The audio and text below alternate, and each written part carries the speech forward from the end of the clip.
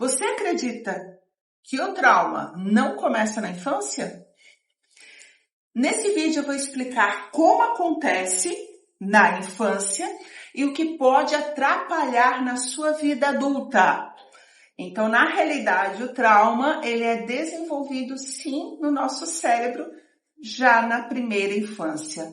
Mas antes, quero que vocês vão lá, quem não se inscreveu no nosso canal, vai lá, se inscreve e dá um like ali já no começo, já pra gente já garantir, porque depois a gente sempre esquece.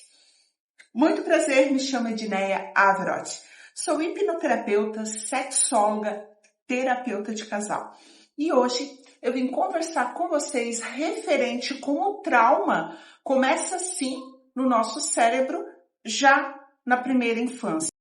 Vamos lá então. O desenvolvimento do cérebro começa muito antes do nascimento, ainda nas primeiras semanas de gestação, e segue de forma intensa durante a infância. Desde esse período inicial, o cérebro vai se formando a partir de neurônios e das conexões entre eles, chamadas sinapses. Essas conexões não surgem ao acaso. Elas se organizam de acordo com as experiências que a criança vive e com o ambiente ao seu redor. Ao nascer, o cérebro do bebê se parece com o de um adulto, mas funcionalmente ele ainda está imaturo. Nos primeiros anos de vida, ocorre uma explosão de conexões neurais. A cada interação, olhar, toque, palavra e emoção vivida, o cérebro vai aprendendo como o mundo funciona e como ele deve responder a esse mundo. As conexões mais utilizadas se fortalecem. Aquelas que não são ativadas tendem a enfraquecer e desaparecer. Além disso, ocorre a minimização, que é um processo que torna a comunicação entre os neurônios mais rápida e eficiente. Esse processo continua por muitos anos e só se completa na vida adulta. Por isso, habilidades como controle emocional, planejamento, tomada de decisão e autorregulação ainda está em desenvolvimento durante a infância e a adolescência. E aí existem períodos da vida chamados de períodos sensíveis, nos quais o cérebro está especialmente aberto para aprender determinadas habilidades, como linguagem, vínculos afetivos, percepção emocional e social. Esses períodos são fundamentais para o desenvolvimento saudável, mas também representam uma grande janela de vulnerabilidade. Quando a criança recebe estímulos adequados, cuidado e afeto, esses circuitos se organizam de forma saudável. Quando há ausência de cuidado ou presença de estímulos negativos, esses mesmos circuitos podem se organizar em torno da defesa, do medo e da insegurança. A criança passa a perceber o mundo como perigoso. O cérebro prioriza defesa, não aprendizagem. Ela fica em estado constante de alerta, medo, tensão ou, em alguns casos, desliga emocionalmente para suportar a dor. É nesse contexto que muitos traumas têm origem na infância. O cérebro da criança ainda não possui recursos internos para lidar sozinho com situações intensas. Ele depende de presença de adultos que ofereçam proteção emocional. Quando isso não acontece, em contextos de negligência, rejeição, violência, abuso ou instabilidade, o organismo entra em estado constante de alerta. O estresse em níveis moderados e com apoio emocional faz parte do desenvolvimento saudável. A criança se assusta, se frustra, chora, mas aprende a se regular quando é acolhida. Porém, quando o estresse é prolongado, repetitivo e vivido sem apoio, ele se torna tóxico. Nesse estado, o corpo libera constantemente hormônios do estresse, como o cortisol, que pode interferir diretamente no desenvolvimento do cérebro. O estresse tóxico pode afetar áreas importantes, como o hipocampo, relacionado à memória e à aprendizagem.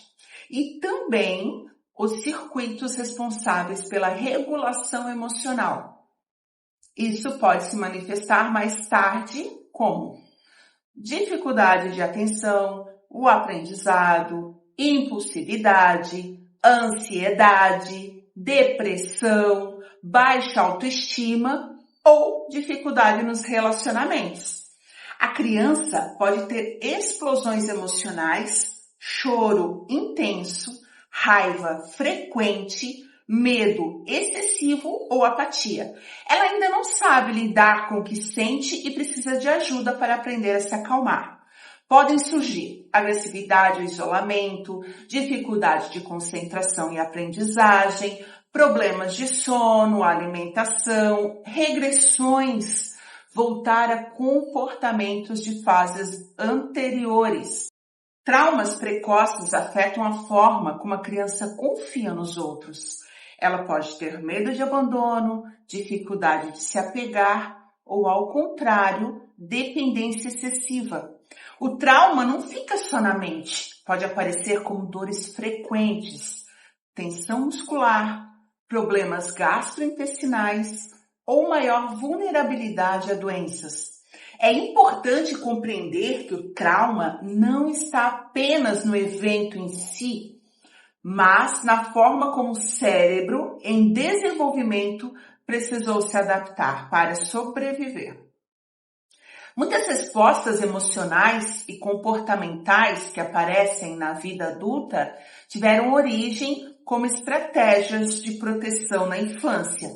Se não houver cuidado, esses padrões podem se manter e aparecer mais tarde, como ansiedade, depressão, baixa autoestima, dificuldade nos relacionamentos e sensação constante de insegurança.